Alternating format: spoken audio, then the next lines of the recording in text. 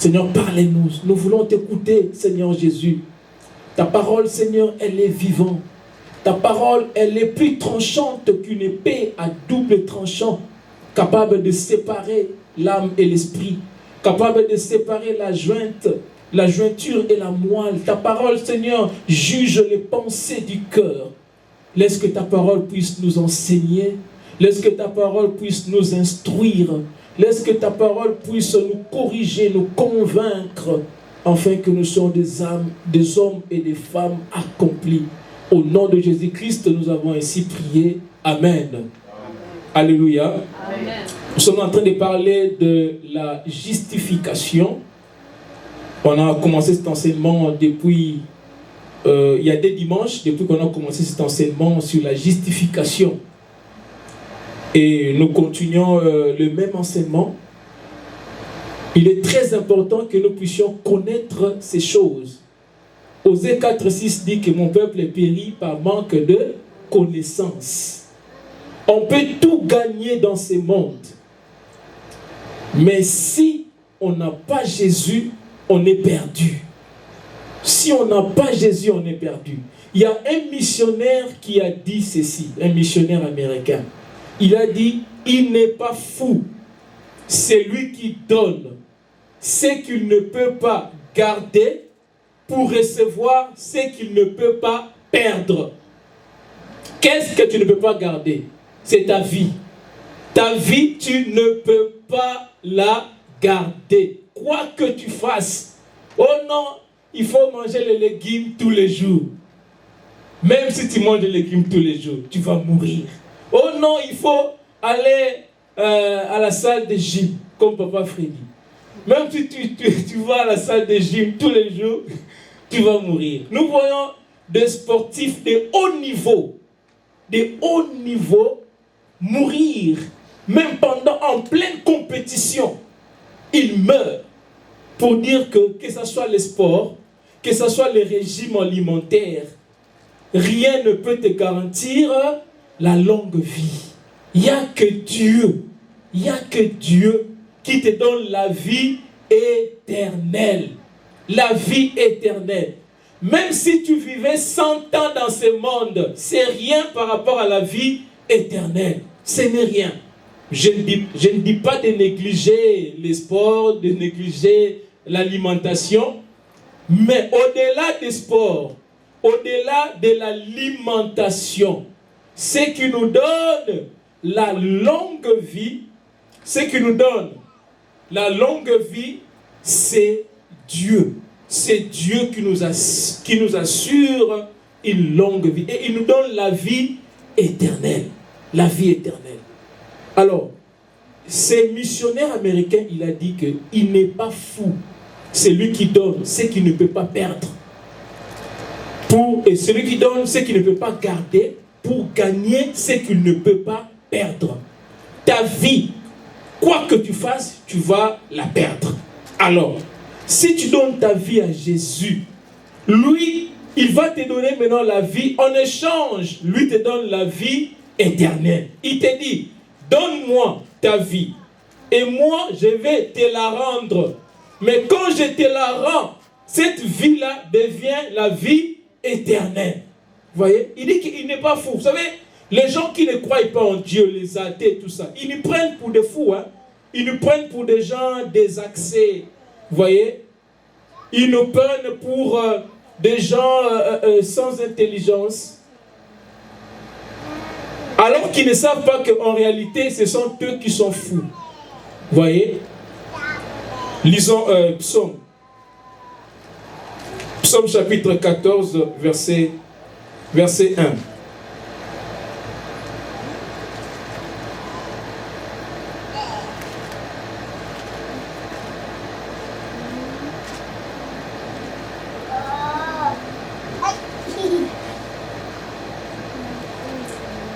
Psaume chapitre 14.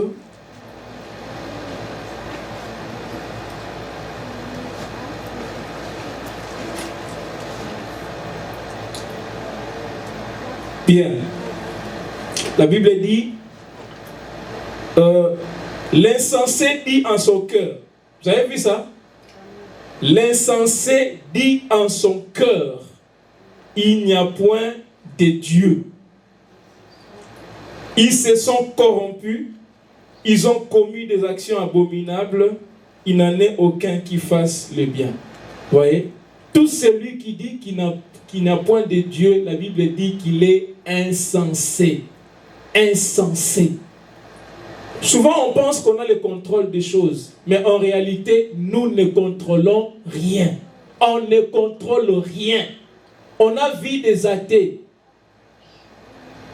au moment de leur mort, commencer à chercher Dieu, commencer à crier à Dieu, parce qu'ils se sont rendus compte qu'ils ne contrôlaient rien. Nous ne contrôlons rien.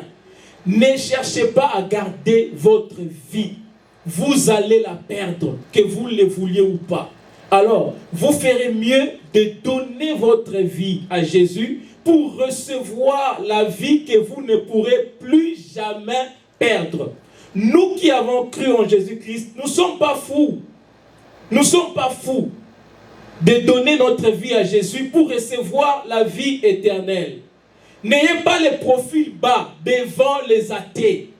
N'ayez pas le profil bas. Soyez fiers d'être en Jésus-Christ. Alléluia. Soyez fiers.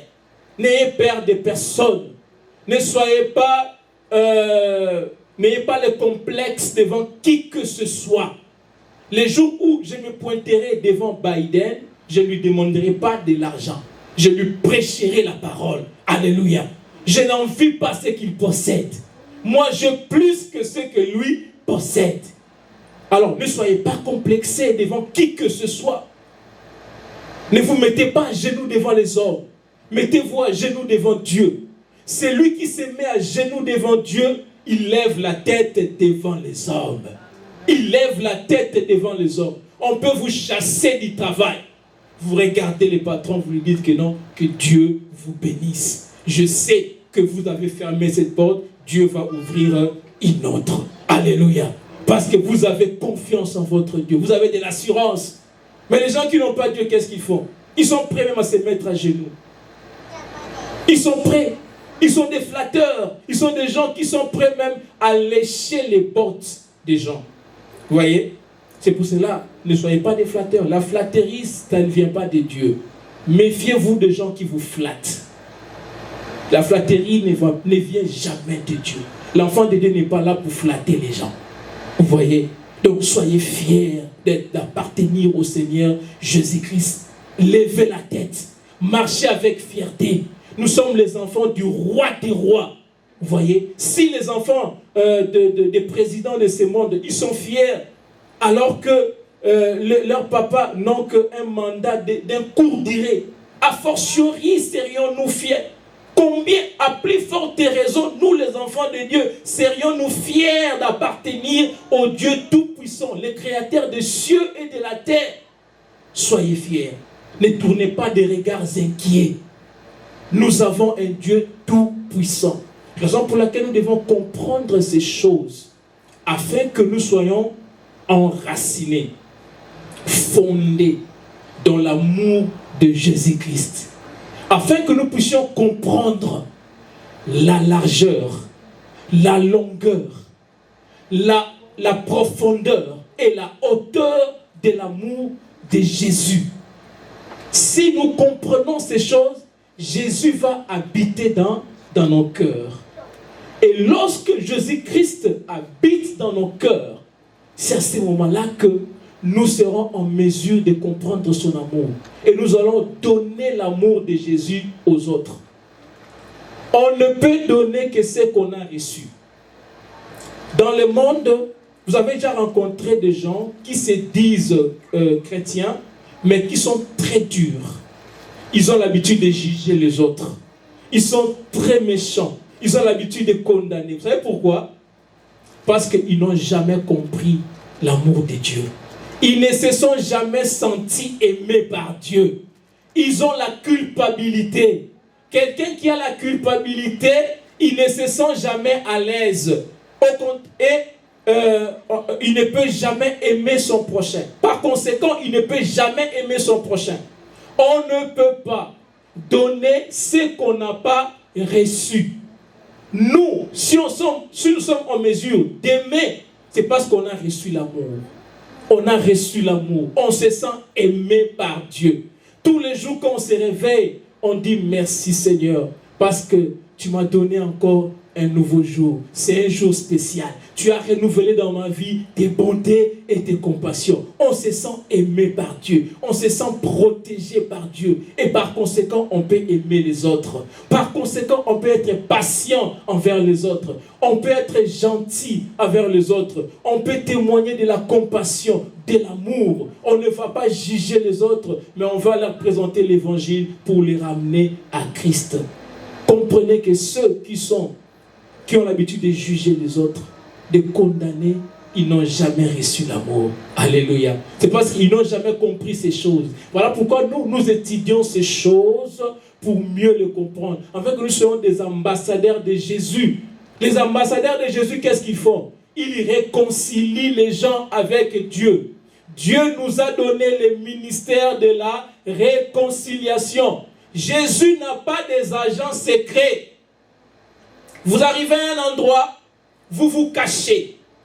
Au lieu de montrer aux gens que vous êtes un enfant de lumière, l'enfant de Dieu, vous vous cachez. Vous ne parlez à personne de Christ. Jésus n'a pas des agents secrets. Jésus n'a pas de FBI.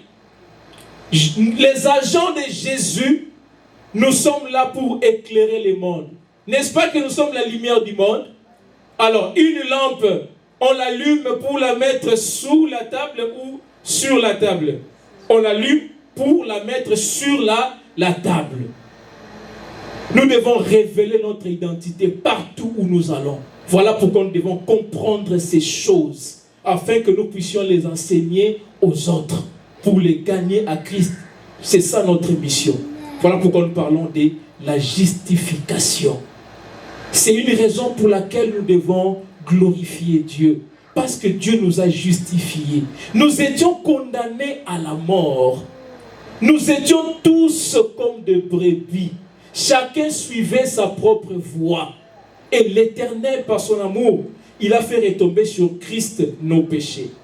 Et Christ nous a donné sa justice. Voilà, maintenant nous sommes justes aux yeux de Dieu.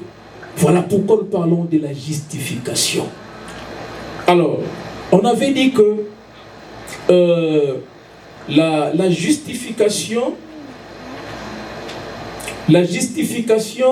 c'est l'acquittement légal et formel de la culpabilité par Dieu en tant que juge. Le juge de ce monde, c'est Dieu. Maintenant, la justification, c'est l'acquittement légal et formel de la culpabilité par Dieu en tant que juge. La déclaration du pécheur comme juste qui croit au Seigneur Jésus-Christ. Vous voyez? Dieu nous a déclarés justes par la foi au Seigneur Jésus-Christ. Par la foi, Dieu nous a déclarés justes. Il nous a donné la justice de Jésus. Et nos péchés ont été imputés sur Christ. Voilà pourquoi Christ est mort pour détruire le péché. Alors, la fois passée, on avait parlé de ce que la loi prévoit, ce que la loi de Moïse prévoit par rapport à la justice. On avait lu dans le livre de Romains, Romains chapitre 2, verset 13. On peut les relire. Romains chapitre 2, verset 13.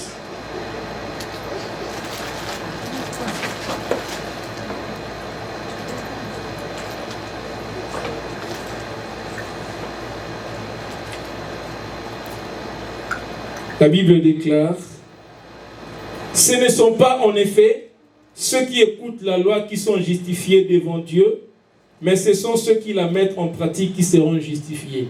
Vous avez vu ce que dit la loi? La loi dit que ce ne sont pas ceux qui écoutent la loi qui sont justes devant Dieu, mais ce sont ceux qui la mettent en pratique qui seront justifiés. Maintenant, la question que je vous pose: qui est celui d'entre nous qui met la loi en pratique? Qui d'entre nous met la loi en pratique? Est-ce qu'il y a quelqu'un ici qui met la loi en pratique? S'il y en a qui lève le doigt. Voilà, heureusement que personne n'a levé le doigt. Donc, personne d'entre nous ne met la loi en pratique. Personne. Parce que la loi dit ceci. Tu dois accomplir parfaitement toute la loi. Vous voyez? Dieu a mis sa loi dans nos consciences, dans notre conscience. Hein, le résumé de la loi, les 10 commandements. Dieu a mis ça dans notre conscience. Alors, qui est celui qui accomplit parfaitement les 10 commandements sans faillir même à un seul commandement? Est-ce que cette personne-là existe? Hein? Il n'existait pas. Donc, sur ce terrain-là, personne ne sera sauvé. Personne. Sur ce terrain-là, nous sommes tous perdus sur ce terrain-là. Mais gloire soit rendue à Dieu. Gloire soit rendue à Dieu qui, par Jésus-Christ, par le sang de Jésus, Dieu est devenu le justificateur de tous ceux qui croient en Jésus. Dieu nous a justifiés par la foi en Jésus-Christ. Vous voyez, par la foi, nous sommes justes. Nous pouvons entrer dans la présence de Dieu. Ni les Juifs, ni les Grecs ne pouvaient entrer dans la présence de Dieu. Les Juifs, nous savons, c'est le peuple élu de Dieu, n'est-ce pas? Dieu a élu les Juifs pour se révéler au monde. Les Grecs représentent les païens. Maintenant, que ce soit les Juifs ou les Grecs, ceux qui croient en Jésus-Christ, ils entrent maintenant dans la nouvelle alliance, à l'Église. L'Église est composée de tous les croyants. Dans ce monde, on a 3 catégories de personnes. Nous avons les Juifs, les Grecs et l'Église. Les Juifs, c'est le peuple de Dieu, le peuple que Dieu a choisi pour se révéler au monde. Les Grecs, c'est les païens, les gens qui ne connaissent pas Dieu. Nous étions aussi des païens. Maintenant, l'Église, c'est l'ensemble de toutes les personnes qui ont reçu Jésus comme leur Seigneur et Sauveur. Les Juifs étaient privés de la présence, ils ne pouvaient pas entrer dans la présence de Dieu. Les Grecs ne pouvaient pas entrer dans la présence de Dieu. Vous savez, dans le temple des Juifs, le temple que Hérode avait rénové, il y avait le lieu saint et le lieu très saint, n'est-ce pas? Alors, dans le lieu très saint, c'est seulement les sacrificateurs, les souverains sacrificateurs qui pouvaient entrer dedans. Le reste des peuples n'avait pas accès. Et pour que les souverains sacrificateurs entrent dans le lieu très saint, ils devaient se préparer sérieusement. Parce que s'ils n'étaient pas bien préparés, ils étaient frappés à l'intérieur. C'est pour cela qu'ils entraient avec ils avaient une corde attachée à leurs pieds. Vous voyez? Alors quand les gens qui sont à l'extérieur n'entendaient plus de bruit, hein, ils avaient comme des choses comme des grenades dans leurs robes pour que ça puisse faire des bruits pendant qu'il est en train de se mouvoir. Et quand on n'entendait plus de bruit, on comprenait qu'il est mort. Et comme on ne pouvait pas entrer là-bas, on tirait seulement la corde. Vous voyez? Donc les Juifs eux-mêmes ne pouvaient pas entrer dans la présence de Dieu. Maintenant, les Grecs, les païens, dans le temple que Salomon avait réfectionné, il y avait un mur que les païens ne pouvaient pas franchir. Les païens étaient restés dehors, donc juste devant le temple. Et à l'intérieur, c'était les Juifs. Et après, il y avait le lieu saint et le lieu très saint. Donc, que ce soit les Juifs, que ce soit nous les païens, nous tous, on ne pouvait pas entrer dans le lieu très saint. Maintenant, qu'est-ce que Jésus-Christ a fait? Il a, par sa mort, il a déchiré les rideaux du lieu très saint. Il a écroulé les murs de séparation. Donc ça veut dire que ce soit les Juifs et le païen, nous tous maintenant, on a accès au lieu très saint. Donc on peut entrer dans la présence de Dieu. Voilà ce que Christ a fait pour nous. Voyez? Voilà ce que Christ a fait pour nous. Il nous a rendus justes. Voilà pourquoi nous devons être des gens les plus joyeux du monde. On ne doit pas tourner des regards inquiets parce que nous avons accès dans la présence de Dieu. Alors, regardez maintenant ce que la Bible dit dans le livre de Romains, chapitre 8, verset 1. Romains chapitre 8, verset 1.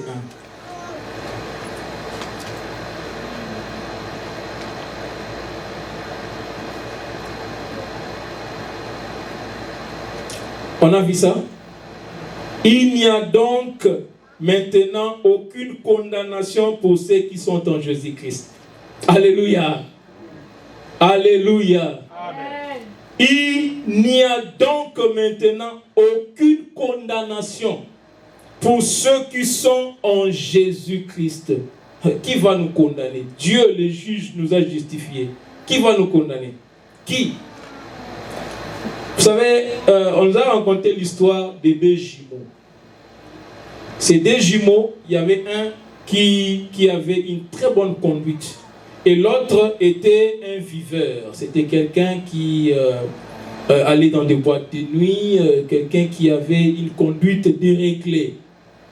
Alors un jour, il est allé dans ses sorties d'habitude. Et pendant qu'il buvait, il s'amusait avec ses amis, il y a eu une bagarre qui a éclaté. Et le jumeau là, il va poignarder quelqu'un.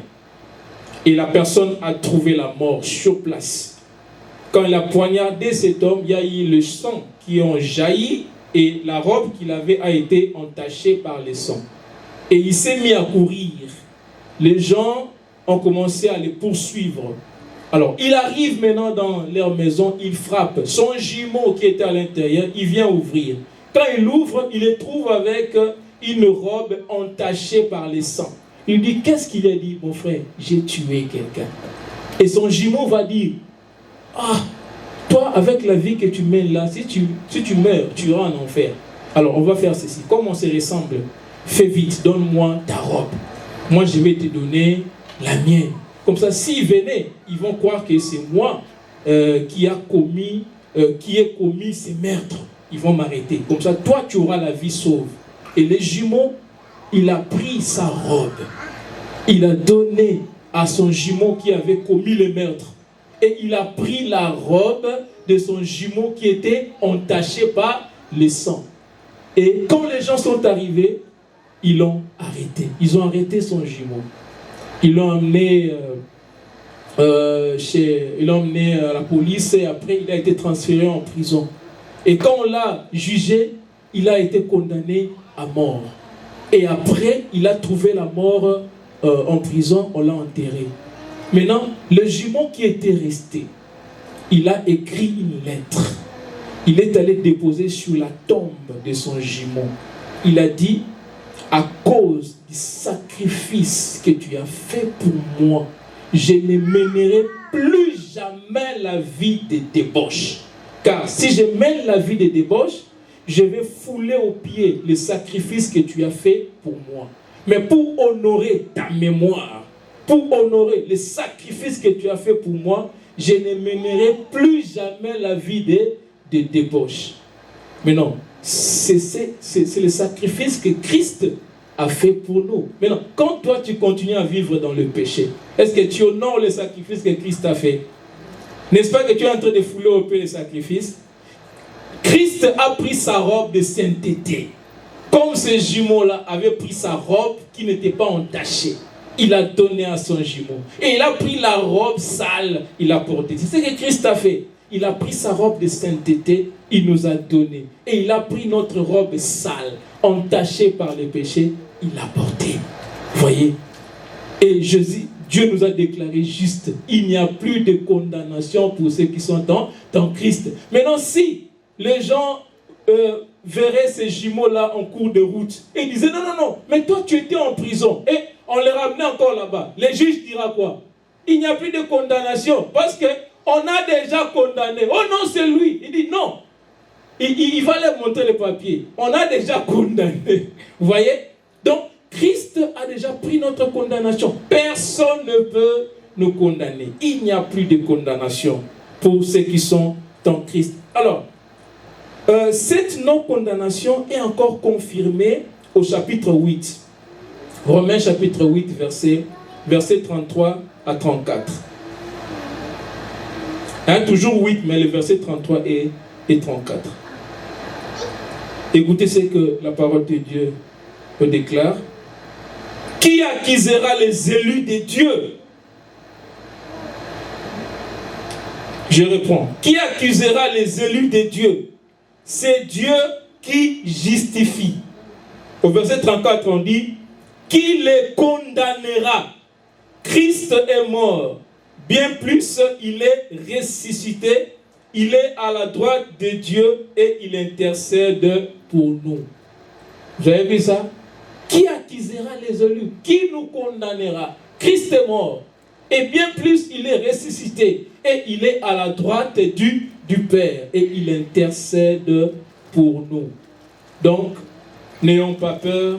Personne ne pourra nous condamner. Le diable, c'est un menteur. Vous savez, quand vous péchez, le diable vient vous souffler. Il dit que non, Dieu vous a rejeté. Ce n'est même pas la peine d'aller prier. Dieu ne va pas vous écouter.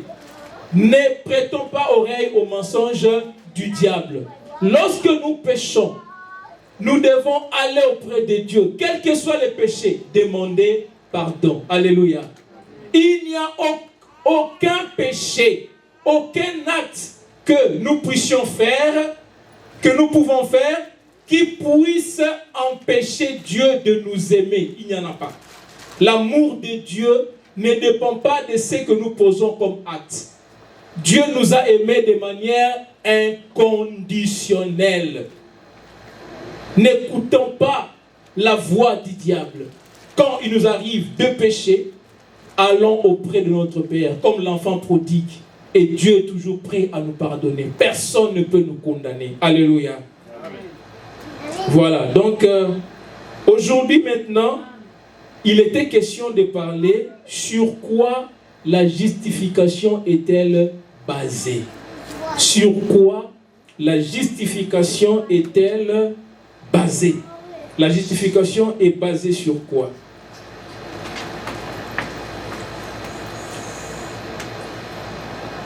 Avant d'aller un peu plus loin, nous devons noter que c'est grâce à la mort et à la résurrection de Jésus-Christ, les exigences de la loi de Dieu sont satisfaites et les croyants se voient accorder le statut de juste aux yeux de Dieu.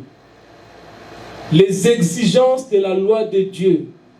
La loi de Dieu dit quoi? L'âme qui pêche, c'est celle qui mourra.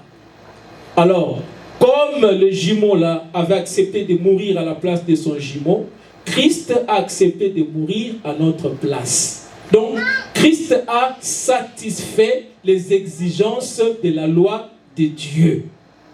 Et l'autre jumeau qui était resté là, même si on l'amenait auprès du juge, le juge le voit juste parce que sa peine a été déjà payée par quelqu'un d'autre. Vous voyez? Même si on amenait des preuves que c'est lui qui avait fait ça. Mais comme la peine a été déjà payée par quelqu'un d'autre, il n'y a plus de condamnation. Alléluia. Il n'y a plus de condamnation. La peine a été déjà payée. Il n'y a plus de condamnation. Vous voyez? Donc, grâce à la mort et à la résurrection de Jésus-Christ, les exigences de la loi de Dieu sont satisfaites et les croyants se voient accorder les statuts de juste aux yeux de Dieu. Voilà. Maintenant, sur quoi la justification est-elle basée? Premier point. La justification est basée sur la mort de Jésus-Christ. La justification est basée sur la mort de Jésus. Nous allons lire dans le livre de Romains 5, verset 9. Avant de lire,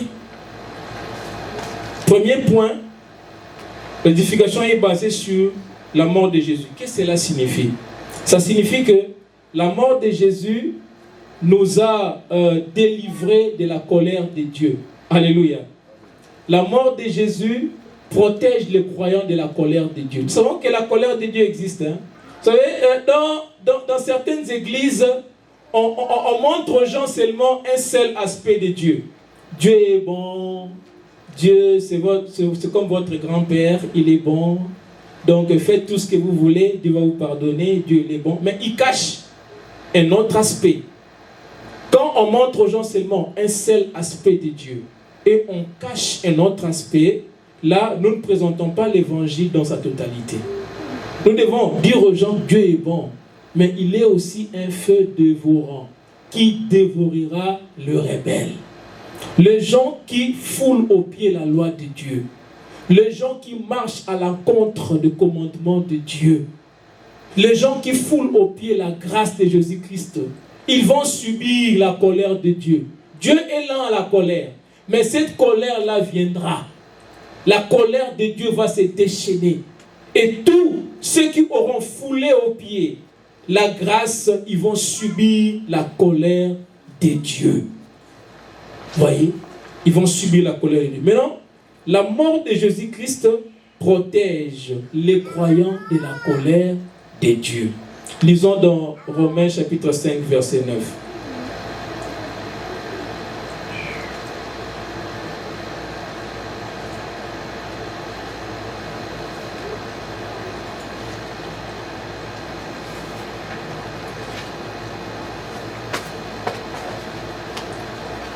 Je lis au nom du Seigneur. Amen. À plus forte raison donc, maintenant que nous sommes justifiés par son sang, serons-nous sauvés par lui de la colère. Voyez, quand nous étions ennemis, Dieu n'a pas déclaré la guerre contre l'humanité. Dieu n'a pas déclaré la guerre. Dieu est tellement bon. On était ennemis de Dieu, n'est-ce pas? Cependant, Dieu n'a pas déclaré la guerre. À la place, qu'est-ce qu'il a fait? Il a envoyé le prince de la paix. Il a envoyé le prince de la paix. Jésus-Christ, le prince de la paix. Il a envoyé un prince pour venir réconcilier Dieu et l'homme. Si Dieu nous avait déclaré la guerre, qui serait ici? Qui serait ici? L'homme est devenu ennemi de Dieu. Quand Adam a péché, il est devenu ennemi de Dieu. Mais Dieu n'a pas déclaré la guerre. Dieu n'a pas dit que non, la guerre sera longue et populaire. Non, Dieu n'a pas dit ça. Malgré que Adam avait péché, Dieu n'a pas déclaré la guerre. Mais à la place, il a envoyé le prince de paix, Jésus-Christ, pour venir, pour nous réconcilier, afin que nous puissions échapper à la colère de Dieu. Alléluia. Lisons encore dans Romains chapitre 3, verset 24. Romains chapitre 3, verset 24.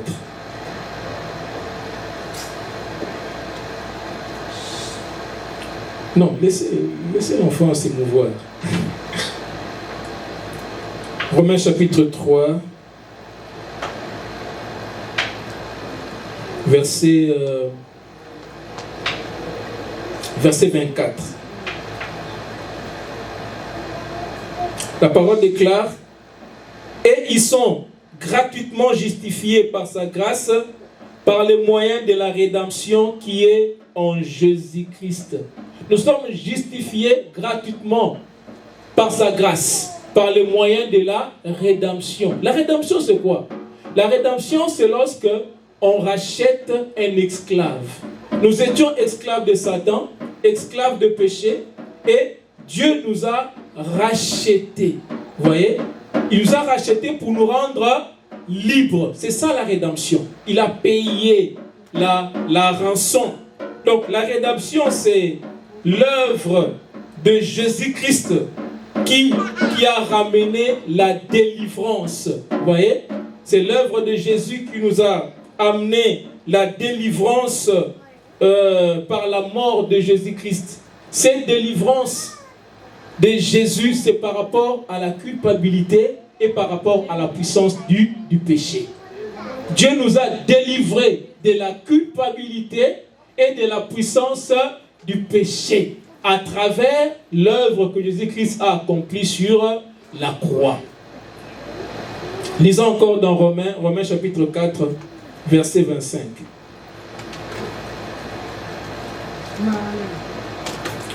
Romains 4, 25. Et il me dit, lequel a été livré pour nos péchés et ressuscité pour notre justification. Lesquels là, on parle de qui? On fait allusion à qui? Au Seigneur Jésus-Christ. Il a été livré pour nos offenses est ressuscité pour notre justification. Jésus-Christ est ressuscité pour que nous puissions vivre en nouveauté des vies. Vous voyez, quand il est sorti du tombeau, il est sorti du tombeau vivant et vivifiant. Donc ça veut dire qu'il donne la vie à tout celui qui croit en lui. Lisons encore dans Romains, chapitre 5, verset 18.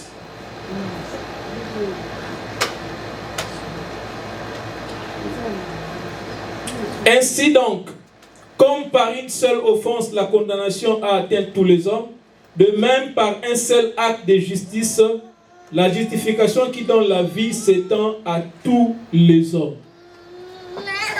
Nous n'avons pas commis les péchés d'Adam,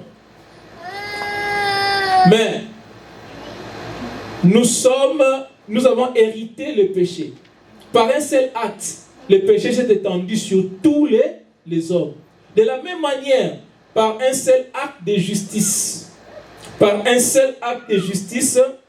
la Bible dit que la justification qui donne la vie s'étend sur tous les hommes. Par un seul acte de justice, la justice de Dieu, la justification de Dieu s'est étendue sur tous les hommes. Et cette justification nous donne la vie, et la vie éternelle, la vie de Dieu. Vous savez comment est-ce que le grec appelait la vie de Dieu? Zoé, la vie Zoé. Vous voyez? Dans ce monde, il y a la vie animale, n'est-ce pas? Il y a la vie végétale. Vous voyez? Il y a aussi la vie humaine et il y a la vie de Dieu. Mais non, que ce soit la vie animale, la vie végétale, la vie humaine, toute cette vie-là est éphémère, n'est-ce pas? Mais il n'y a que la vie de Dieu qui est éternelle. Et la vie de Dieu, c'est la vie Zoé. La vie Zoé. Quand vous entendez quelqu'un s'appeler Zoé, Zoé, ça veut dire la vie de Dieu. C'est la vie éternelle. Alors, Jésus-Christ est ressuscité pour nous donner la vie Zoé. Pour que vous ne puissiez pas seulement rester avec votre vie humaine de 60 ans, 70 ans, 90 ans et mourir. Comme les hommes disent que mangeons et buvons car demain nous allons mourir. Ce sont les hommes les plus malheureux du monde. Si vous ne vivez que pour cette vie, vous êtes le plus malheureux de la terre. Entre nous, dans ce monde, il y a des bonnes choses? Non, il n'y en a pas. Il n'y en a pas. Si nous sommes dans la joie, c'est parce qu'on a les yeux fixés vers le ciel. C'est pour cela que nous sommes dans la joie. Il n'y a rien dans ce monde qui puisse nous donner la joie. Il y a des guerres, les gens sont très méchants, des escroqueries, des vols, des tueries. Il y a tout, les stress. Regardez comment est-ce que nous sommes stressés. Regardez comment est-ce que nous sommes stressés dans ce monde. Les factures à payer, voilà, tout ça. Mais si nous avons la joie, c'est à cause de Jésus. Vous voyez, les hommes pensent que non, les jours où j'aurai un avion, c'est fini. Tu as un avion, tu te rends compte que non. Ce n'est pas toujours ça qui peut combler le cœur de l'homme.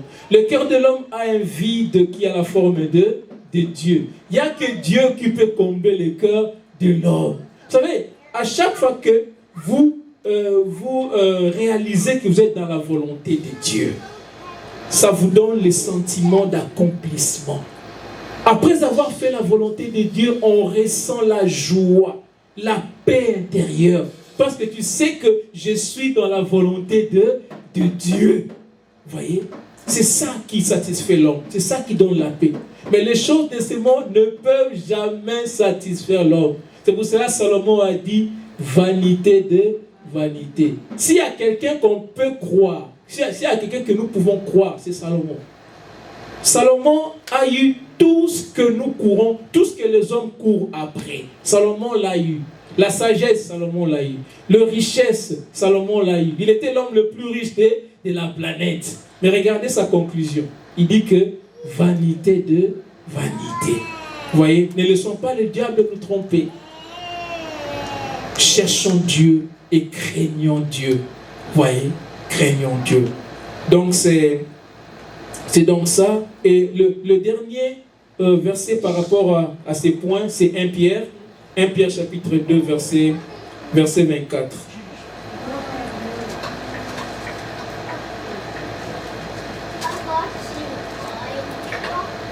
1 Pierre chapitre 2, verset 24. La parole de Dieu déclare: lui qui a porté lui-même nos péchés en son corps sur le bois, afin que mort au péché, nous vivions pour la justice, lui par les meurtrissures duquel vous avez été guéris. Avec la mort de Jésus, nous sommes morts au péché et nous vivons pour la justice de Dieu. Alors, toujours le premier point, le deuxième sous-point, la mort de Jésus-Christ répond aux exigences de la loi. Vous voyez? Nous sommes toujours au premier point. On avait dit que la justification est fondée sur la mort de Jésus. Maintenant, premier sous-point. La mort de Jésus-Christ protège les croyants de la colère de Dieu. Deuxième sous-point, la mort de Jésus répond aux exigences de la loi de Dieu. Alors, nous prenons Romains chapitre 8, versets 3 à 4.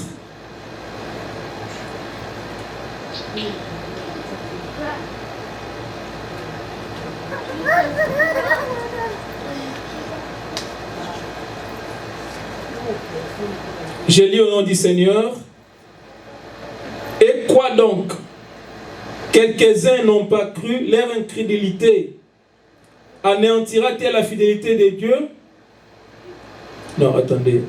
C'est Romains 8. Romains 8, 3 à 4.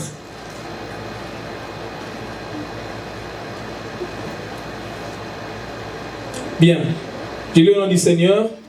Car, chose impossible à la loi, parce que la chair la rendait sans force, Dieu a condamné les péchés dans la chair en envoyant à cause du péché son propre Fils dans une chair semblable à celle du péché. Et cela afin que la justice de la loi fût accomplie en nous qui marchons, non selon la chair, mais selon l'esprit. Vous savez, la loi donne la force au péché. Ça signifie quoi? Vous savez, quand vous êtes à la maison, vous pouvez laisser quelque chose au-dessus du congélateur, tout ça. Si vous ne dites pas aux enfants, ne touchez pas là-bas, les enfants ne vont même pas faire allusion à ça. Vous voyez? Ils ne vont même pas faire allusion. Mais le jour où vous voulez en tirer, vous avez vu ce que j'ai mis au-dessus du congélateur là, ou au-dessus du frigo, ne touchez pas. Maintenant, à partir de ces moments-là, la loi, cette loi-là, va donner la force au péché. Ils seront tentés. Ah, pourquoi maman refuse qu'on puisse vous toucher? Tous les jours. Si aujourd'hui il résiste, demain il dit, ah, qu'est-ce que maman cache là-bas? Vous verrez un jour, ils prennent la chaise, ils montent, ils prennent. La loi donne la puissance au péché. Si on ne dit pas aux gens, ne faites pas ceci, les gens ne font pas. Mais le jour où on va leur dire que, et si on ne dit rien, les gens ne font même pas attention. Mais le jour où on dira que, ne faites pas ceci, c'est à partir de ces moments-là que la tentation va venir. Donc, la loi donne la puissance au péché. Vous voyez? C'est ça ce qui se passe. Et on était tous sans espoir par rapport à la loi. Et Jésus est venu pour nous libérer de la malédiction de la loi. Parce que la loi a rendu le péché fort. Voyez, et Jésus est venu pour nous libérer de cette malédiction. Jésus a accompli les exigences de la loi de Dieu. Il a accompli. Il a fallu que quelqu'un qui soit parfait puisse mourir à notre place. Et Jésus l'a fait. Il a accompli les exigences. Il a payé la rançon. Et nous sommes maintenant justifiés. Alors, nous allons lire un dernier passage avant de clôturer. Nous allons lire Romains, toujours Romains, chapitre 3, versets 25 à 26.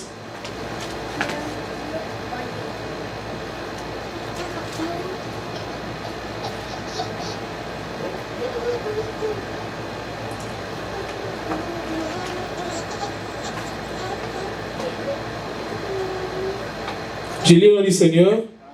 Celui que Dieu a destiné par son sang à être pour ceux qui croiraient victime propitiatoire afin de montrer sa justice parce qu'il avait laissé impunis les péchés commis auparavant au temps de sa patience afin que, dis-je, de montrer sa justice dans le temps présent de manière à être juste tout en justifiant celui qui a la foi en Jésus-Christ.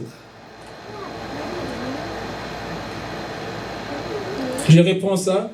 C'est lui que Dieu a destiné par son sang à être, pour ceux qui croiraient, victime propitiatoire. Ça veut dire quoi, victime propitiatoire? Vous savez, à l'époque, quand les gens allaient offrir les sacrifices pour les péchés, ils posaient les mains sur l'animal.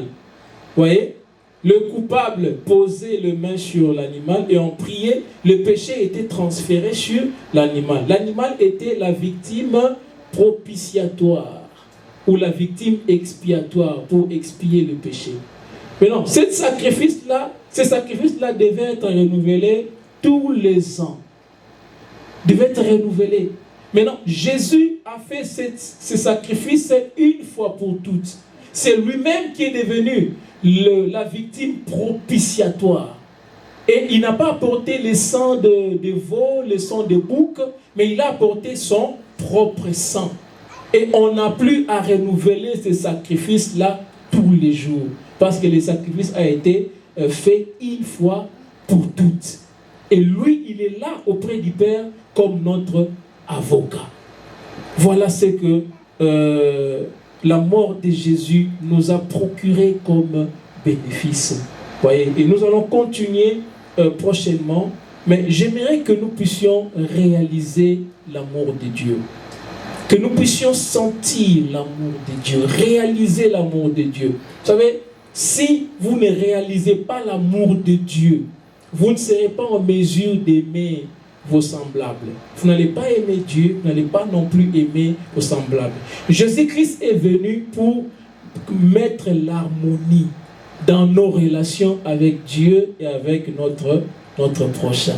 C'est la raison pour laquelle Jésus-Christ est venu. Pour mettre l'harmonie, pour remettre cette harmonie-là qu'il y avait dans les jardins d'Éden, entre Dieu et entre nous et notre prochain.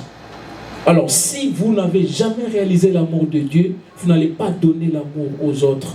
Alors, j'aimerais que nous puissions réaliser l'amour de Dieu. Demandez au Saint-Esprit de nous aider à comprendre l'amour de Dieu, à comprendre la largeur, la longueur, la profondeur et la hauteur de l'amour de Dieu, afin que nous soyons enracinés et fondés en Jésus.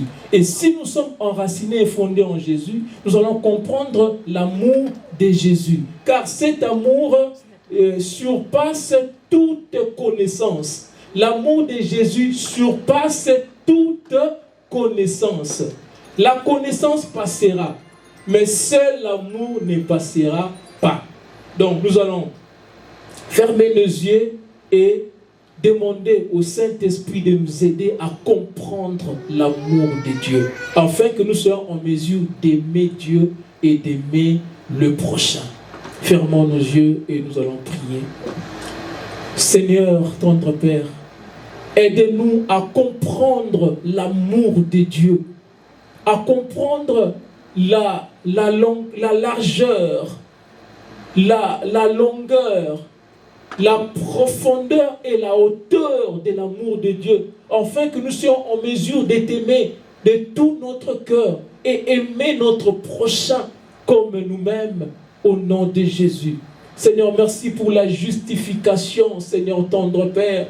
Yahweh, tu as pris notre place. Tu nous as tellement aimés que tu as préféré mourir au lieu de vivre sans nous. Tu as préféré donner ta vie au lieu de vivre sans nous. Seigneur, que ton nom soit béni, que ton nom soit glorifié. Aide-nous à comprendre l'amour de Dieu. Aide-nous à comprendre l'amour de Dieu, afin que nous soyons en mesure de t'aimer. Aide-nous Aide-nous à comprendre, Seigneur, la longueur, la largeur, la profondeur, la hauteur de ton amour, afin que nous soyons enracinés et fondés en toi, afin que tu viennes habiter dans nos cœurs, pour que nous soyons en mesure d'aimer les autres, de donner l'amour aux autres, d'être patient envers les autres, de témoigner la gentillesse, de témoigner la bonté, la bénignité, d'accorder les pardons aux autres, au nom de Jésus-Christ, au nom de Jésus, au nom de Jésus-Christ, au nom de Jésus. Amen.